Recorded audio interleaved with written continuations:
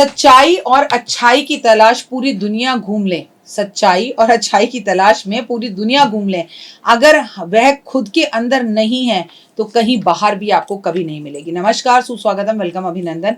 मैं हूं आपके साथ आपकी अपनी होस्ट दोस्त डॉक्टर वायरा की। आपका स्वागत, अभिनंदन करती हूं आपके, मेरे और माता रानी के इस खूबसूरत से प्यारे से फेसबुक पर और believe in Karma YouTube channel पर। आज मैं आपको रुद्राक्ष के बारे में बहुत कुछ बताने वाली हूँ, रुद्रा अभिषेक के बारे में बताने वाली हूँ। अगर आपकी मेष राशि है, अगर आपकी कुंभ राशि है, अगर आपकी मीन राशि है, तो आपको तुरंत रुद्राक्ष पहनना शुरू कर देना चाहिए, क्योंकि इन तीन राशियों के ऊपर शनि की साढ़ेसाती चल रही है। लेकिन आप रुद्राक्ष तभी ही पहन सकते हैं जब आप नॉनवेज ना खाते हो। जी हाँ, और अगर आप महिला हैं तो पीरियड्स के उस 5 दिन में आप रुद्राक्ष नहीं पहनेंगे।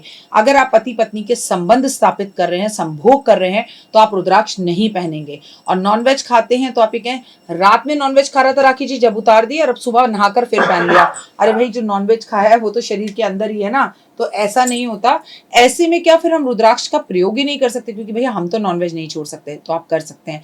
ऐसे में आप रुद्राक्ष अपने बैग में रखें, ऐसे में रुद्राक्ष आप अपनी अलमारी में रखें, ऐसे में रुद्राक्ष अपने ऑफिस में रखें, ऐसे में रुद्राक्ष आप अपने मंदिर में रखें, उसकी एक माला जाप करें। It is more than enough. लेकिन यदि आप चाहते हैं वर्षा हो धन की, तो आपको भगवान का जल से अभिषेक करना चाहिए। और ऐसे लोग जिनकी, जो किसान हैं, जो कह रहे हैं बारिश नहीं हो रही, बारिश नहीं हो रही, इसकी वजह से हमारे खेत खराब हो रहे हैं, उन्हें भी अगर चाहिए कि बारिश हो तो भगवान के ऊपर रोज 1 लोटा जल अर्पण करें, लेकिन कामना के साथ अर्पण करें कि भगवान हमारे यहाँ पर झमझम कर कर बारिश कर दो।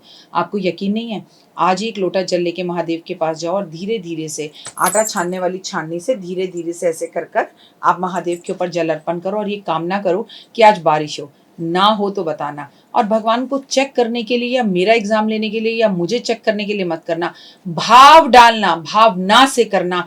घर में जो आपके पास छोटे से आपके भगवान जी बैठे हैं, जो आपका प्यारा सा शिवलिंग है, उसी पे आजमा कर देख लेना। आजमाना नहीं, झुकना भगवान के सामने, तो कार्य होंगे।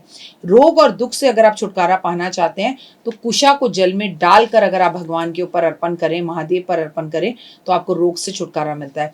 मकान, वाहन और पशु आदि की इच्छा है यदि आपकी, तो दही से भगवान का अभिषेक करना चाहिए, तो आपकी इच्छाएं पूर्ण होती है। लक्ष्मी प्राप्ति की अगर आपकी इच्छा है, कर्जे से छुटकारा पाना चाहते हैं, तो गन्ने के रस से भगवान का अभिषेक करना बिल्कुल ना भूलें।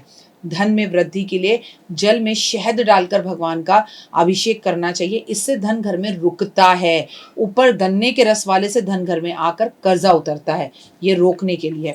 मोक्ष की प्राप्ति करने के लिए तीर्थ से लाए हुए जल से भगवान का अभिषेक करें, भगवान बेहद प्रसन्न होते हैं। जैसे आप कुंभ गए थे और कुंभ से अगर आप जल लेकर आए थे, तो अपने घर के आसपास किसी भी शिवलिंग में जाके वो जल जो है महादेव पर अर्पण करें, इससे महादेव बेहद प्रसन्न होंगे। बीमारी को नष्ट करने के लिए आपको जल के अंदर इत्र मिलाकर भगवान का अभिषेक करना चाहिए। पुत्र प्राप्ति के लिए, अपनी मनोकामना के लिए गाय के दूध से आपको भगवान का अभिषेक करना चाहिए। अपने बुखार को, किसी रोगी को बुखार हो गया, वो ठीक ही नहीं हो रहा, तो गंगा जल से जो है अभिषेक कर कर उस गंगा जल को एक कटोरी में लेकर, अगर आप किसी पे बुखार है उस पर वो गंगा जल डाल दें, उसे वो गंगा जल पिला दें, तो उसका ज्वर यानी उसका बुखार ठीक हो जाएगा। समृद्धि के लिए, ज्ञानवर्धा के लिए दूध में चीनी मिलाकर या पानी में चीनी मिलाकर आपका ज्ञान बढ़ता है, भगवान पर अर्पण करें। वंश की वृद्धि के लिए घी का अभिषेक करना बहुत ज्यादा जरूरी है। शुद्धता क्या, शत्रुओं का नाश करने के लिए सरसों के तेल से भगवान का अभिषेक करना बहुत जरूरी है, और खासकर शनिवार वाले दिन। पापों की मुक्ति के लिए शुद्ध शहद से भगवान का रुद्राभिषेक किया जाए, तो भगवान इससे बेहद प्रसन्न होते हैं। और इसके साथ साथ भगवान के मंत्रों का जाप भी आपके साथ खड़ा होकर कोई जरूर करे। लेकिन वो कहते हैं ना, भक्त एक शिव का चला, शिव को मनाने के लिए, हाथ में 2 फूल लोटा जल चढ़ाने के लिए।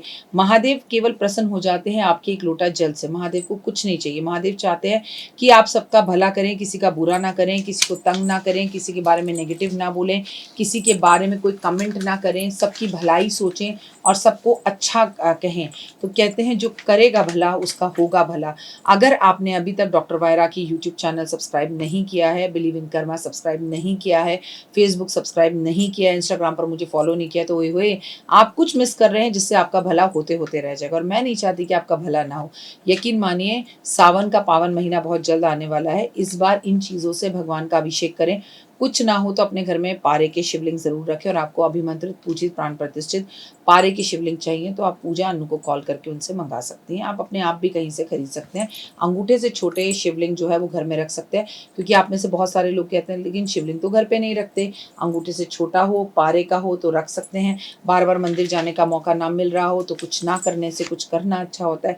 फिलहाल दीजिए इजाजत, अपना और अपनों का रखिए बहुत खास ख्याल। आपका दिन शुभ और मंगल में हो। परमपिता परमात्मा की असीम कृपा आप पे ओए होए सदैव बनी रहे। जय माता दी। जीवन में है समस्या, नहीं मिल रहा तकलीफों से छुटकारा, नहीं मिल रही मनचाही नौकरी, टूट गया है विश्वास, सांस से आपकी बिल्कुल नहीं बनती और खत्म हो गई है आस, भगवान से आपका विश्वास उठ चुका है।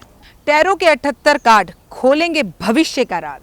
सरकारी नौकरी से हैं आप कोसों दूर, कुंडली जगाएगी कुंडली जागरण, कुंडली बताएगी आपका भविष्य। ऊपर से ये जादुई हवाएं, ऊपरी हवाएं, जादू टोना तंत्र विद्याएं, पति पत्नी और वो, करना होगा खुद पर विश्वास।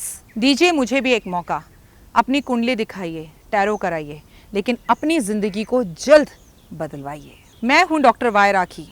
आप मुझसे बात कीजिए, फ़ोन कीजिए, अपॉइंटमेंट लीजिए, आपकी ज़िंदगी के अंदर आएगा ज़बरदस्त बदलाव।